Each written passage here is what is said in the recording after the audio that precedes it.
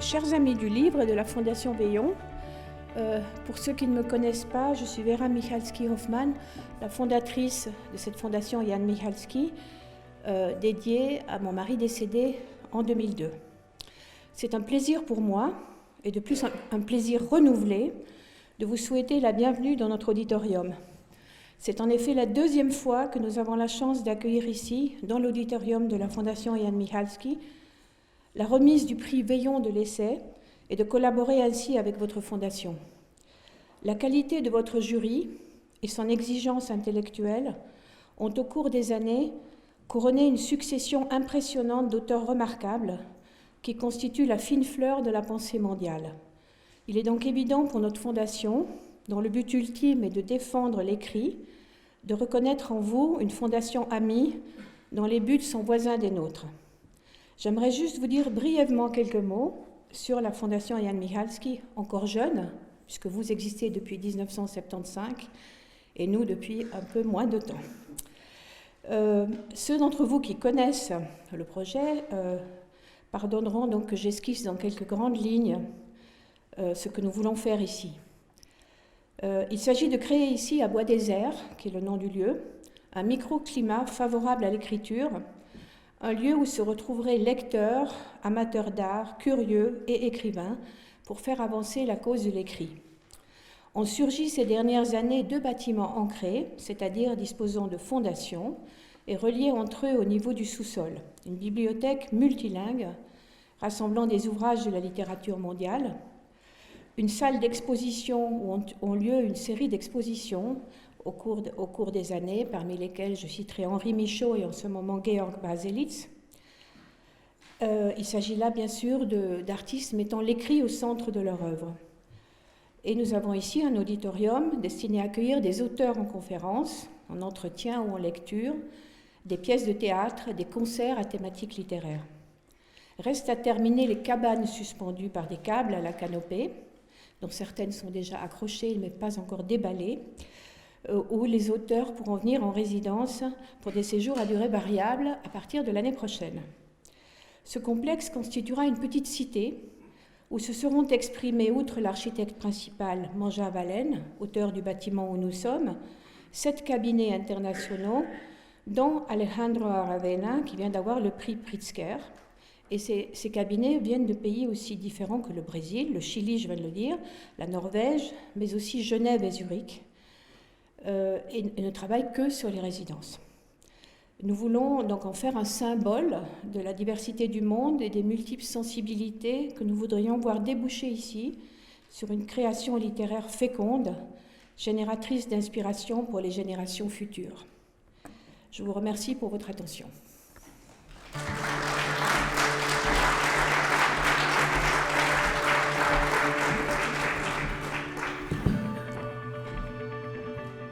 Merci beaucoup Vera pour votre accueil aussi, qu'on peut déjà dire fidèle dans ces lieux qui nous impressionnent toujours plus et qu'on voit évoluer à chaque venue.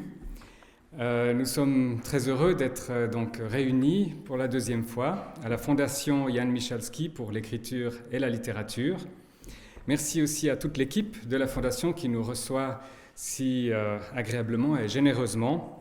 Nous sommes heureux de partager et de contribuer ainsi à vos efforts pour la promotion de la littérature et de l'essai en particulier.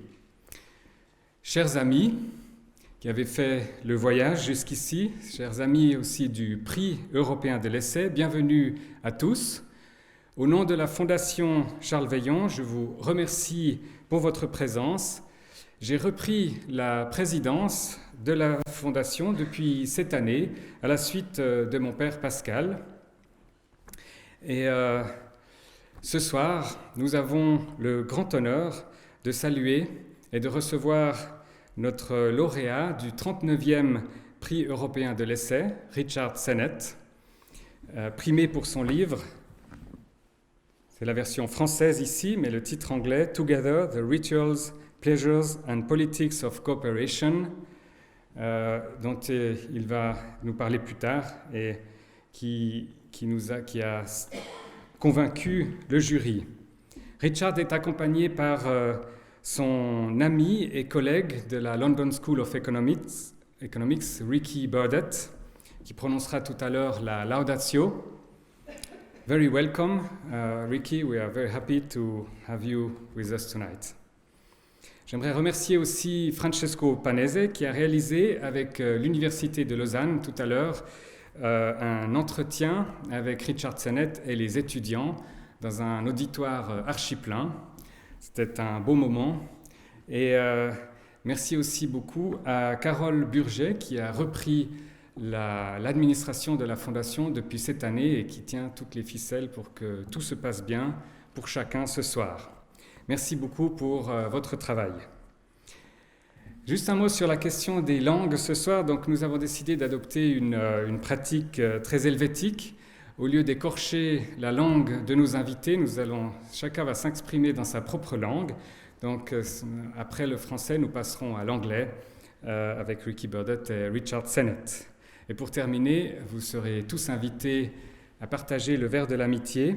Et vous pourrez aussi acheter des livres de Richard Sennett qu'il aura la gentillesse de dédicacer. Et avant de passer à la remise du prix, à proprement parler, j'aimerais au moment de reprendre le flambeau du prix européen de l'essai, donc après mon père Pascal, j'aimerais revenir quelques minutes sur son histoire et lui rendre hommage. Pascal, qui a présidé la Fondation jusqu'à aujourd'hui, n'est pas présent ce soir, il le regrette, il est à l'étranger.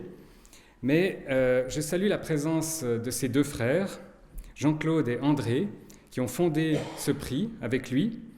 Et nous avons aussi parmi nous Andris Barblanc, qui était secrétaire et grand organisateur de la Fondation depuis les tout débuts et pendant de très longues années. Nous devons saluer l'audace que vous avez eue avec les membres de la Fondation en 1975 pour créer le premier prix littéraire exclusivement dédié au genre de l'essai et pour lui donner d'emblée une dimension européenne.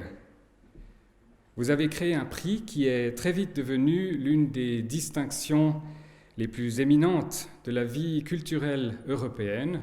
Il suffit de voir la liste impressionnante des lauréats et nous vous en sommes très reconnaissants.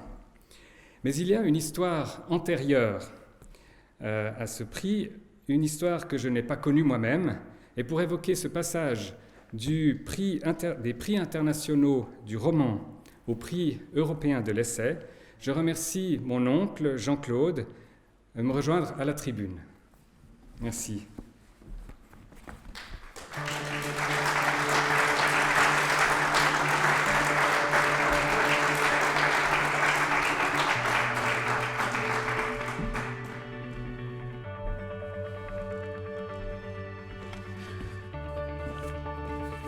Mesdames, Messieurs, merci à Cyril. Cyril qui représente la 3e génération présidente aux destinées de notre fondation. Il m'a demandé de présenter l'historique de la création de la fondation actuelle.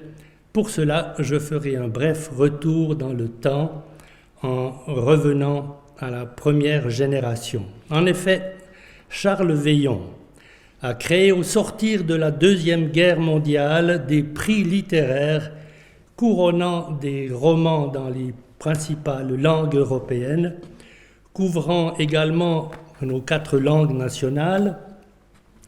L'objectif, alors que les frontières s'ouvraient, était de renouer les contacts, le dialogue entre les hommes de lettres, en l'occurrence les écrivains, membres du jury.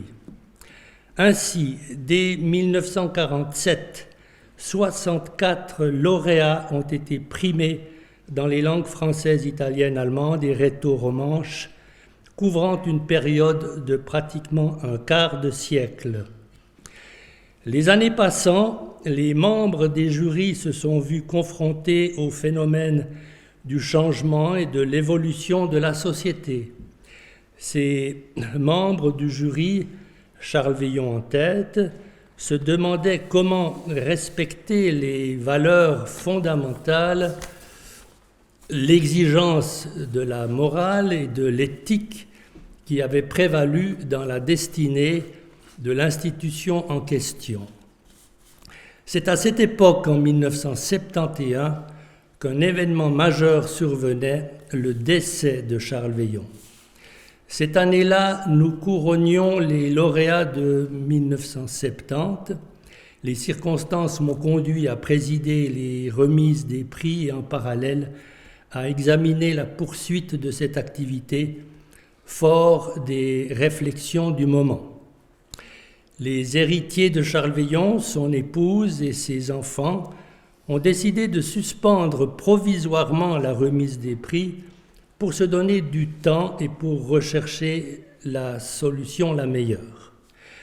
Après consultation de plusieurs personnalités proches de Charles Veillon, il était décidé de créer une fondation dotée d'un capital pour assurer une certaine pérennité tout en réorientant les activités littéraires. Cette nouvelle institution devenait autonome, contrairement à la dépendance financière pratiquée jusque-là par Charles Veillon en personne. Elle permettait ainsi l'application des fondements de sa pensée et de ses convictions. L'essai sous toutes ses formes, littéraires, scientifiques ou philosophiques, a été choisi pour assurer la continuité de l'œuvre commencée en 1947, soit une mise en valeur des préoccupations européennes, celles qui ont tant marqué la vie et l'œuvre de Charles Veillon. Ainsi, le premier lauréat du prix européen de l'essai Charles Veillon a été couronné en 1975 en la personne de Jacques Ellul. Vous le voyez en dernière position là, mais enfin, les premiers sont les derniers des fois. Voilà. 37 écrivains essayistes ont suivi, le lauréat de ce jour étant le 39e, comme il a déjà été dit. Il va nous être présenté dans un instant et je vous remercie de votre attention.